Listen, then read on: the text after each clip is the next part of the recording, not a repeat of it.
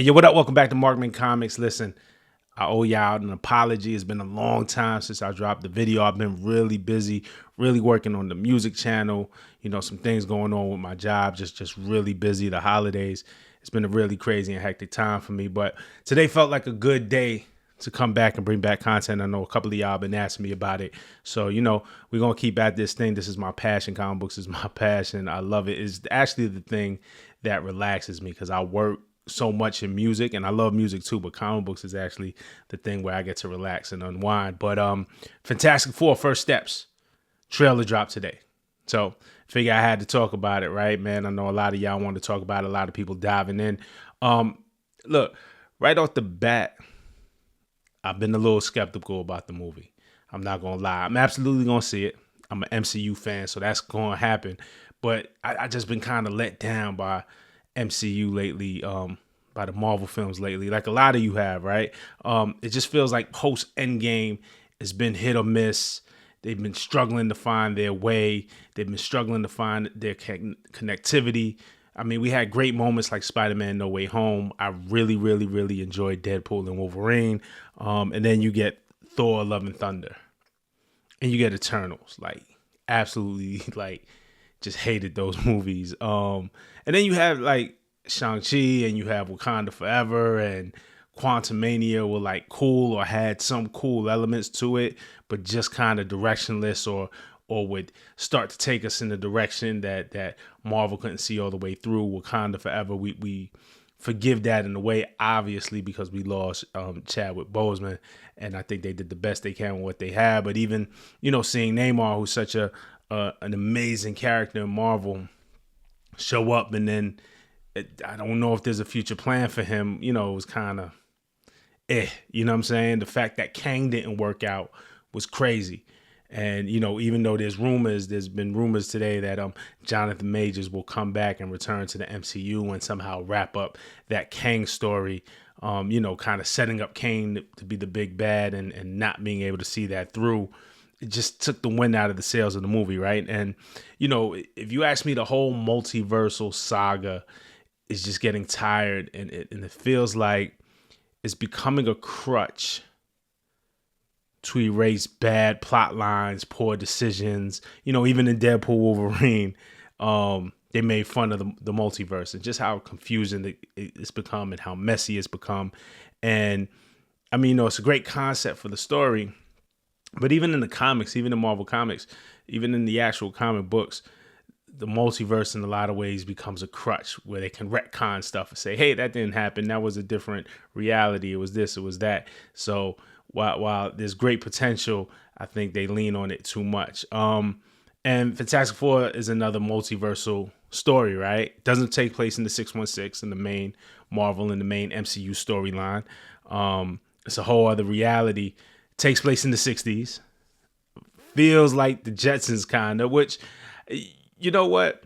I could appreciate that. Like, that gives it its own look and its own feel, and it's gonna make the movie unique and stand out. But like I said, I'm skeptical a little bit, just the whole multiversal thing. So, but in watching the trailer, we'll just get into the trailer a bit. And watching the trailer, it feels like the origin will be kind of breezed through based off of the filter that they used. I'll put it here on the screen. When they show the group going to space, it looks like kind of like archival footage, which that I can kind of get with, because we've had 3 different Fantastic Four movies, I think, in the last 20 years. So we pretty much know the origin story. I don't know that even the most casual Marvel fan, like, you could tell that origin story pretty quick. So based just off of the filter, it kind of looks like, even though the movie takes place in the 60s, it feels like that origin story is going to be a bit of a flashback just by looking at this. I love Pedro Pascal as an actor.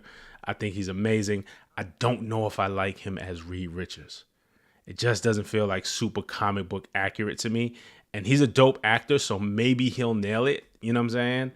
I'm sure he'll do a great job. But again, that part of my skepticism is I'm looking at him on the screen and right here, and I'm like, man, I don't know if I see Reed, here. But maybe his performance will change my mind. Thing looks really good.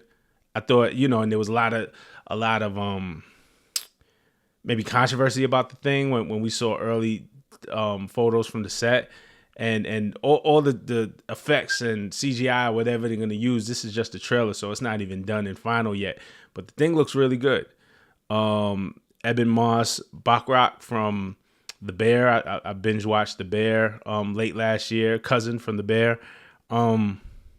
He looks dope. Thing looks dope. I like just the way his head is shaped, the way just the rocks form. Like, gives me like a lot of like Jack Kirby. Like it feels Jack Kirby. So if they went to the 60s, you know, there's so many iterations of the Fantastic Four, but obviously Jack Kirby is the inventor. You know, if they're going to the 60s, it feels like you gotta look to Kirby for the visual representation of what this is. Vanessa Kirby as Sue Storm looks good on screen. Again, the effects aren't final, but the way her power shows up looks good. Human Torch looks cool. Like I'm with that. The costumes, I like just the way they show up in the costumes. Again, very 60s inspired. You get Thing in the full body costume. You don't get him. Usually he's just wearing his drawers on the outside, like my man. Shout out to my man Black Zeus. If y'all watch Black Zeus on IG, but you don't get like Thing in the underwear and all rocked out. Pause. You get Thing. You know what I'm saying? Full costume. Costumes look really good. I thought they pulled this off really well. We see the Baxter Building, which is cool. We see Galactus first as a shadow. I thought that shot was cool, where you just see Galactus' shadow over New York City, and then we get a shot from him from behind his head looking at the Statue of Liberty, and that looks like really comic accurate. Galactus is going to be tough to pull off on screen. I think they could do it. These shots look promising. I mean, we only get one real shot. Looks promising, looks very comic accurate, looks way better than in the Fantastic Four Rise of the Silver Surfer. Galactus was just a cloud of smoke. And again, Galactus is tough to pull off on screen. I get it, but that cloud of smoke wasn't it. But this looks good. So I'm looking forward to Galactus. Obviously, the villain in here. We see Herbie. All right, Herbie's a robot. For those who don't know, Herbie was a character originally created by Jack Kirby, but not for the comic book.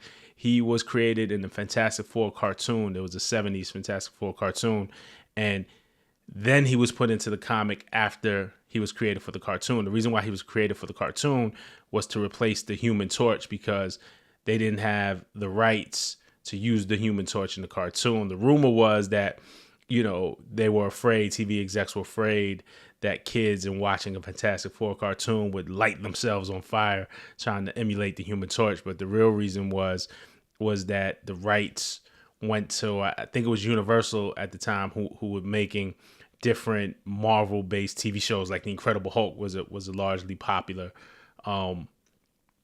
TV show in the 70s, live-action TV show. So I think they also had the rights to the Human Torch. Ended up doing nothing with it, but because of those rights, when the cartoon came up, they couldn't use Human Torch in the cartoon, and they invented Kirby. They had Herbie. Sorry, they had Jack Kirby invent Herbie. So this looks cool. Like, this is gonna give us like a sidekick. Like, it'll be really interesting. Like, we might get like a Rocket Raccoon type of character, just like this sidekick character. Even though Rocket was a main character with a main story arc, I think Herbie becomes this sidekick that you kind of fall in love with. Eventually this Fantastic Four, which exists in an alternate timeline, right, has to come to the main MCU timeline for Avengers Doomsday or Secret Wars or something like that. And, I wonder if Herbie comes with them. I don't think so. I think Herbie gets left behind. We might really fall in love with this character. And if I'm a betting man, get like a tragic death. And he doesn't move on when the Fantastic Four moves on into the main MCU timeline. We see John Malkovich here in this shot. There's rumors that he's playing Red Ghost. Could be possible. There's rumors that he's playing Mole Man. Mole Man was the villain in the very first Fantastic Four comic book, Fantastic Four #1. So that makes sense. Also, rumors of Nathaniel Richards, Reed Richards' father, which I'm kind of leaning towards that. I'm kind of like maybe he's Nathaniel Richards. In the comics, there's a reality where Nathaniel Richards is Kang. And that could come into play somehow and tie up the Kang saga and explain how Fantastic Four will go from this universe to the main MC universe, Earth 616. If that is indeed Nathaniel Richards and Kang, and he looks like Red Ghost too in the comic book. I'll throw a picture of Red Ghost up here. But he kind of looks like Nathaniel Richards too. Look at that cover, 273. I got that issue too, so maybe. But we know that the multiverse is going to play a part of this. If you look at here, look at this scene with the blackboard where Reed is writing out his equations. If you look on the left side of the screen, maybe you're right. If you look at it's the left side of the screen over Reed's right shoulder, it looks like a drawing. We'll zoom in on it, and it looks like it says another universe there, but it looks kind of like a wormhole. So it looks like he's doing some multiversal travel there, and writing out an equation and discovering that. So, it'll be interesting. We know, and you're not giving away too many plot lines, but just conventional wisdom tells you we already know this is a different universe, and we know eventually they're going to have to get into the Marvel universe to be able to interact with the rest of the heroes.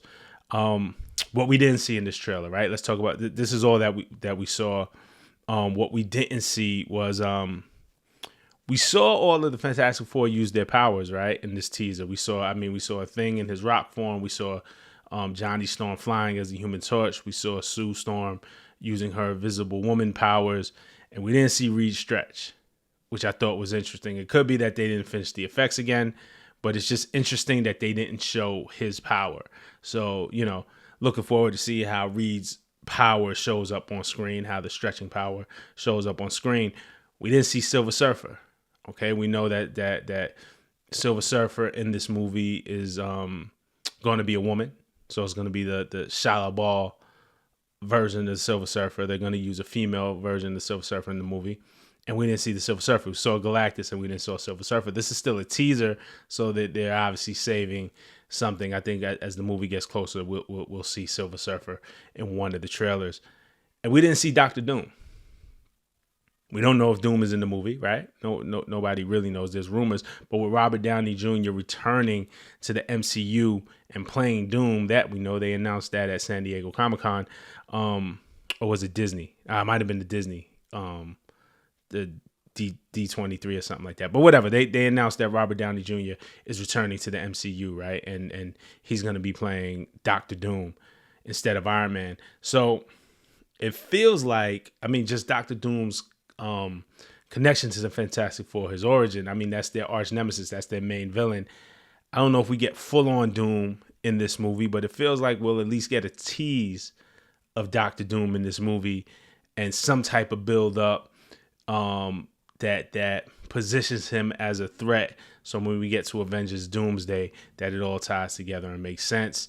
And then, Kang, like will Kang be a part of this at all? I had my Nathaniel Richards theory, and there's rumors that Jonathan Majors will come back, be it for this movie or something else. We'll have to wait and see. But that's what we didn't see. Look, like I said, overall, I'm going to see this movie. It's funny, when I started firing up the camera, and even when I saw the trailer, I wasn't like super hyped. But now, like, as I'm talking through it, like, I'm getting more excited about the possibilities, but probably not trying to let myself get built up too much, because Marvel has let me down. We're going to see how Brave New World shapes out. Like, I think there's a lot riding on that. We're going to get the Thunderbolts, which I'm kind of scratching my head and I'm skeptical on that. But this Fantastic Four movie, there's a lot riding on it, and they got to get it right, because I think it sets up the next couple of movies. Like I said, these MCU movies have been hit or miss, and I think Fantastic Four is too big of a property. They're too important characters in Marvel, and we've seen them on screen 3 times already where they didn't get it right, and Marvel has to get this right. There's a lot riding on this. But let me know what you think. Hit me in the comments. Let me know what your favorite parts of the trailer was, what some of your theories are, and let me know if you're looking forward to seeing this movie or if you have MCU fatigue. All right, hit me in the comments. I promise I'm gonna be more active on this channel. I promise you. I appreciate you all. Until next time, peace.